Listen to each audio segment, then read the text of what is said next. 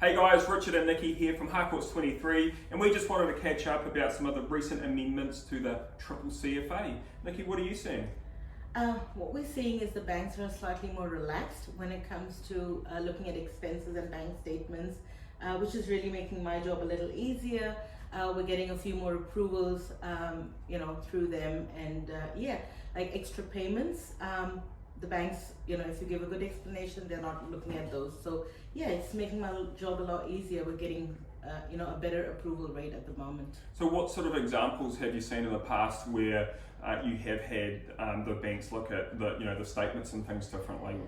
So if you have like savings and investments, they were viewing those as an expense, which no longer happens. Okay. If people are putting in extra payments towards student loans,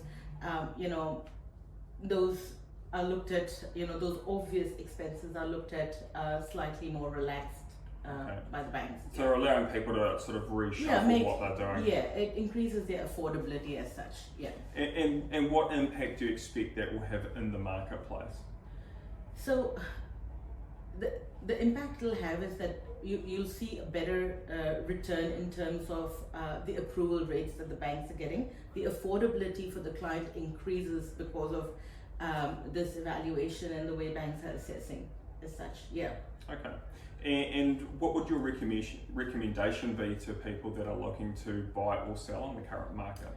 So buyers, I have to say, people say that this is a buyer's market, and you have to be prepared. So get your pre-approvals done. And for sellers, I have to say that don't look at the past, but look at the value of your property over the period of time that you've held it, and then make an evaluation on your property. And no time is better than today, really. No time better than yesterday, as I say. Well, that's right. Yeah. And in your opinion, will we see this directly impact the market that we're seeing at the moment in terms of these changes to the CCCFA? It's hard to say if the changes,